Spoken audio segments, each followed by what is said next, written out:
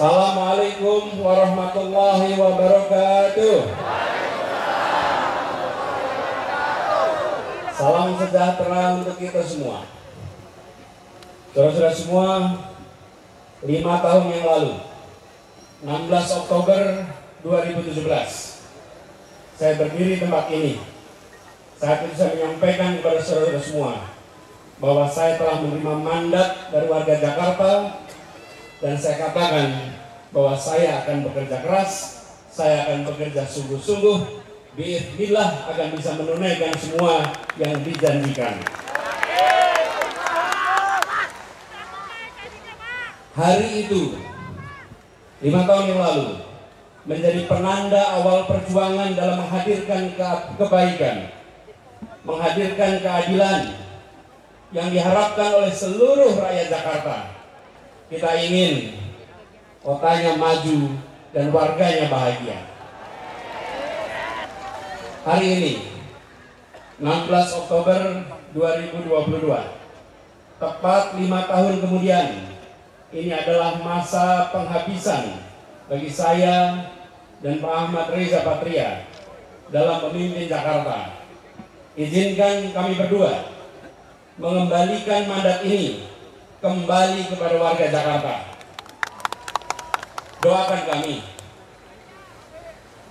kami dan jadilah saksi bagi kami, saksi yang nanti akan bersama pada saat kami mempertanggungjawabkan di hadapan Allah Subhanahu wa Ta'ala,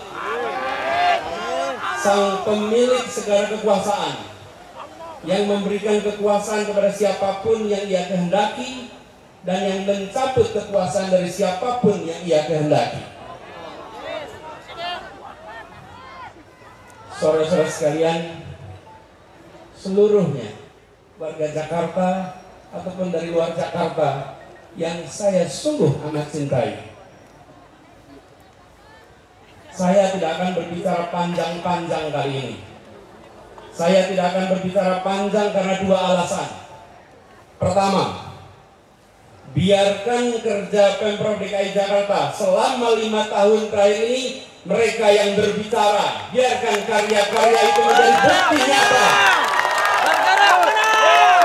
Bergerak menang. Perlu dikatakan dalam pidato ini, lihatlah kenyataan yang ada di Jakarta. Tunjukkan di sana kenyataan. Kita tidak mengirimkan pernyataan, kita kirimkan kenyataan.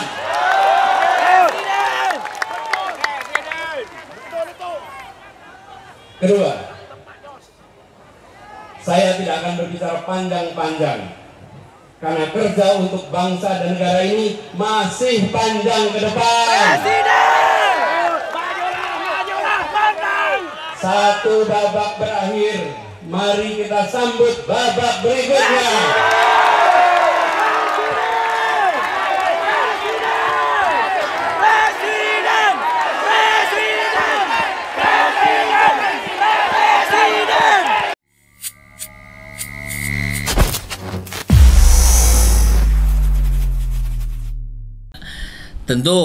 Tentu skenario itu muncul dan tidak diharapkan untuk terjadi. Jangan sampai seorang Anies Baswedan yang sudah didukung oleh mayoritas rakyat di Indonesia, karena prestasi salah satunya yang cukup menggelegar adalah keberaniannya melawan oligarki, kemudian disusupi oleh kepentingan oligarki agar Pak Anies bisa nyalon menjadi presiden. Nah, jadi kita juga mengingatkan Pak Anies, dukungan kita memiliki syarat dan ketentuan, bukan dukungan fanatisme buta gitu ya.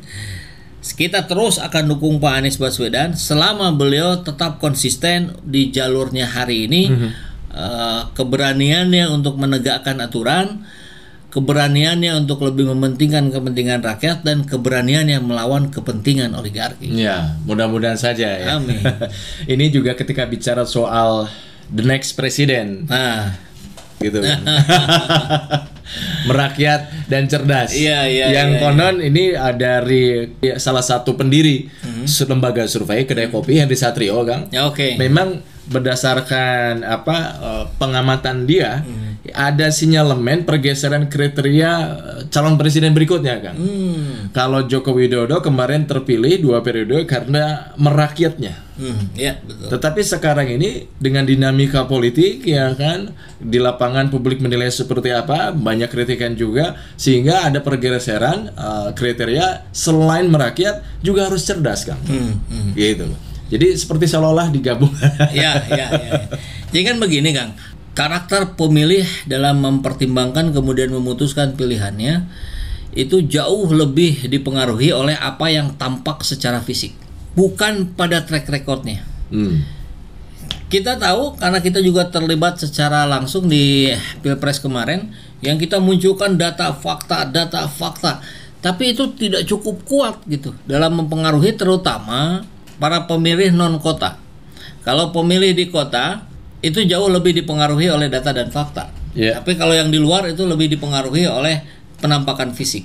Pak Joko Widodo itu berhasil memainkan itu. Tentu karena tim suksesnya juga yang mampu melihat bagaimana karakter rakyat di Indonesia akan lebih dipengaruhi oleh faktor apa. Maka dimunculkanlah seorang Joko Widodo dengan wajah yang bukan wajah kota, kemudian dengan cara berpakaian juga yang seperti seadanya gitu ya, dilipat bajunya, baju putih dilipat, dikeluarkan kemejanya. Kalau saya dikeluarkan kemejanya untuk menutupin perut gitu.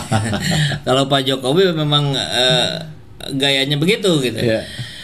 Masuk gorong-gorong, masuk ke daerah pesisir, belusukan ya istilah dulu itu.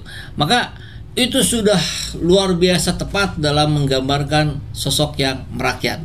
Jadi kita tahu dulu juga para analis, para lembaga survei itu melakukan penelitian apa yang diharapkan pemimpin pasca SBY. SBY yang begitu gagah, berwibawa, bicaranya teratur, menggunakan tangan dengan begitu tertata. Dilakukanlah survei seperti yang hari ini terjadi di kedai kopi. Yang dibutuhkan pasca SBY waktu itu adalah antitesisnya SBY. Antitesis SBY paling tepat muncul oleh Jokowi. Prabowo itu 11-12 sama Prabowo itu 11-12 sama SBY gitu. Mirip gayanya, mirip ininya, mirip, sama-sama dari militer. Nggak kena lah itu gitu. Jadi maka ini menjadi sebuah pola gitu, bahwa tesis antitesis ini menjadi sebuah pola. Tesis yang menjadi tesis hari ini adalah Jokowi yang merakyat gitu. Tapi kita juga melihat juga data dan fakta hasilnya jauh dari apa yang dia janjikan. Maka kebutuhan hari ini adalah antitesis dari Jokowi gitu. Antitesis dari Jokowi apa? Orang yang mengedepankan prestasi, orang yang cerdas, orang yang narasi berbicaranya lancar, baik dalam bahasa Indonesia maupun dalam bahasa Inggris. Sosok yang dimunculkannya itu loh, Kang. Jadi, Pak Anies itu sangat menjadi antitesisnya Jokowi. Nah, mudah-mudahan karena kita melihat hasil karya Pak Anies selama 4 tahun ini di Jakarta itu sangat memuaskan, janji-janjinya terpenuhi, bahkan ada yang di luar janjinya dibangun sebuah karya luar biasa bernama JIS yang menjadi perbincangan dunia. Di sisi itulah kemudian saya merasa semakin yakin bahwa yang diharapkan oleh rakyat setelah Pak Jokowi adalah Anies Baswedan. Amin.